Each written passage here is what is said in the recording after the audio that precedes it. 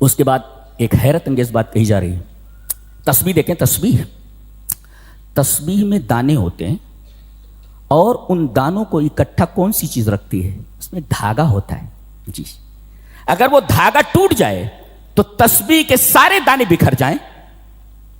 ایسے ہی پوری امت کو متحد ہو کر کے رہنا چاہیے جیسے کہ تسبیح کے دانے اکٹھا ہوتے ہیں. اب ظاہر ہے کہ تسبیح کے دانوں کو کون سی چیز اکٹھا کرتی؟ وہ دھاگا. یہی دھاگا، یہی رسی جس کو حبل اللہ کہا گیا ہے، یہ قرآن ہے. قرآن ایک دھاگا ہے، ایک رسی ہے، ایک دھاگا ہے، اور پوری امت اس میں دانوں کی طرح ہے. اگر یہ دھاگا ٹوٹ جائے، دھاگے سے الگ ہو جائے تو یہ پورے کے پورے دانے بکھر جائیں. تو تم سب دانے ہو، لہذا اگر تمہیں ایک ساتھ رہنا ہے جس کے اوپر تسبیح کا اطلاق ہو سکے تو تمہیں چاہیے کہ قرآن حکیم سے جڑ جاؤ مضبوطی کے ساتھ. وَاعْتَصِمُوا بِحَبْلِ اللَّهِ جَمِيعًا. اور اس کے بعد کہا گیا فرقہ بندیوں میں مت مبتلا ہو.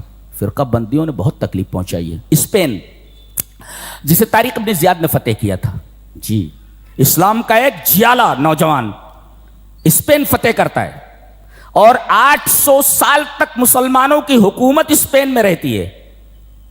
اور مسلمانوں کے آپسی اختلاف نے اس حد تک پہنچا دیا مسلمانوں کو، اتنے کمزور ہو گئے کہ عیسائیوں نے اسپین کے اوپر قبضہ کر لیا. اور مسلمانوں کے سامنے 3 چیزیں رکھی گئیں: یا تو اسپین سے نکل جاؤ، ایک، دوسرے عیسائی ہو جاؤ، تیسرے مرنے کے لیے تیار ہو جاؤ. اور ایک وقت ایسا آیا کہ پورے اسپین میں ایک مسلمان نہیں دکھتا تھا. یہ ہے اختلاف. اس اختلاف میں یہ امت پڑی ہوئی ہے اور کمزور ہوتی جا رہی ہے. اپنی زمینیں بیچتے جا رہے ہیں، دوسرے لوگ زمینیں خریدتے جا رہے ہیں. تم کہاں ہو؟ تم سے زیادہ ذلیل کون ہے بھائی؟ تم سے زیادہ ذلیل کون ہے؟ تھے اس قدر اللہ اکبر.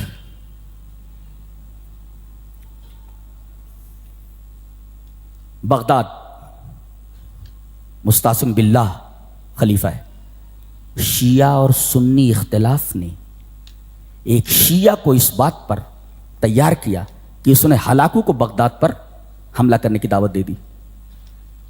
حملہ کیا.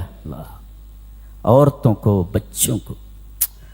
مورخ تاریخ لکھتے ہوئے روتا ہے، قلم کانپ جاتا ہے. سیاہی کی جگہ ایسا لگتا ہے جیسے خون جو ہے قرطاس کے اوپر بکھر رہا ہو. امام قرطبی، جن کی تفسیر مجھے بہت زیادہ پسند ہے، امام قرطبی کی میں زیادہ فالو کرتا ہوں ان کو، امام قرطبی کو. جی، تفسیر قرطبی بہت ہی مدلل اور بہت ہی شاندار تفسیر ہے امام قرطبی کی. یہ اسی زمانے کے ہیں. کوئی بھی مسلمان اگر دکھتا قتل کر دیا جاتا، بچتا نہیں تھا. یہاں تک کہ 10 مسلمان کھڑے ہوئے، مل گئے، ایک عورت آتی تاتاری، کہتی اچھا تم سب یہیں کھڑے رہو، ہلنا نہیں. میرے پاس تلوار نہیں ہے، میں گھر سے تلوار لے کر کے آتی ہوں تمہارا سر قلم کرنے کے لیے. ہمت نہیں تھی کوئی ہلتا. اتنی دہشت تاری تھی تاتاریوں کی.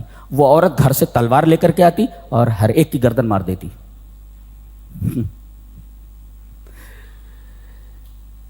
اللہ اکبر. کہتے ہیں امام قرطبی کہ میں اسی دور کا ہوں. جی، کہتے ہیں کہ مجھے 2 تاتاریوں نے دیکھ لیا. مجھے 2 تاتاریوں نے دیکھ لیا اور دونوں کے ہاتھوں میں تلواریں تھیں. انہوں نے دیکھا کہ یہ مسلمان ہے، میری طرف بڑھے اور میں بھاگا. بھاگتے بھاگتے میں پیچھے مڑ کر دیکھتا جاتا تھا کہ مجھے مارنے والے یہ تاتاری پیچھے آ رہے ہیں کہ نہیں. میں دیکھ رہا تھا کہ وہ پیچھا نہیں چھوڑ رہے ہیں، میری جان جانے والی ہے. کہتے ہیں کہ اب میرے ہاتھ پیروں نے جواب دے دیا، میرے پیروں نے جواب دے دیا. میں ایک جگہ بیٹھ گیا، بالکل کھلے میں بیٹھ گیا کہ اب تو مرنا ہی ہے. امام قرطبی کا بیان ہے. اور کہنے لگے جیسے میں بیٹھا میں نے یہ آیت کریمہ پڑھی سورہ یاسین کی، وَجَعَلْنَا مِن بَيْنِ أَيْدِيهِمْ سَدًّا وَمِنْ خَلْفِهِمْ سَدًّا فَأَغْشَيْنَاهُمْ فَهُمْ لَا يُبْصِرُونَ. ان کے آگے دیوار، ان کے پیچھے دیوار، ان کی آنکھوں پر پردہ. کہتے ہیں ایک میرے دائیں سے گزر گیا، ایک میرے بائیں سے گزر گیا. میں بیٹھا ہوا ہوں، میں حیرت سے دیکھ رہا ہوں. وہ دیکھ رہے ہیں، مجھے ڈھونڈ رہے ہیں، میں سامنے بیٹھا ہوا ہوں. اللہ اکبر. قرآن حکیم یہ آپ کو مصیبتوں سے بچانے والی بھی کتاب ہے، یہ اس سے جڑ جاؤ۔ اگر تمہیں خوش رہنا ہے اور مصیبتوں سے بچنا ہے تو قرآن حکیم سے جڑ جاؤ، اس لیے کہ یہ واحد کتاب ہے کہ اللہ نے اسی کی حفاظت کی ذمہ داری، پورے قرآن میں کہیں اللہ نے مسلمانوں کی حفاظت کی ذمہ داری نہیں لی، بلکہ قرآن کی حفاظت کی ذمہ داری لی ہے۔ اِنَّا نَحْنُ نَزَّلْنَا الذِّكْرَ وَإِنَّا لَهُ لَحَافِظُونَ، ہم نے ذکر کو نازل کیا ہے اور ہم ہی اس کی حفاظت کرنے والے۔ تو اللہ نے قرآن حکیم کی حفاظت کا ذمہ لیا ہے۔ اب جس کو بچنا ہو، جس کو اپنی عزت آبرو جان بچانی ہو تو قرآن کے اس قلعے میں آ جائے، محفوظ ہو جائے گا۔ جو اس قلعے سے باہر رہا وقت کے تاتاری اس کی گردن مار دیں گے، وقت کے تاتاری آپ کی گردن مار دیں گے۔ یہ امام قرطبی کا بیان ہے، بہت بڑا مفسر ہے، میں فالو کرتا ہوں ان کو، پڑھتا ہوں بہت زیادہ، بہترین تفسیر ہے عربی میں۔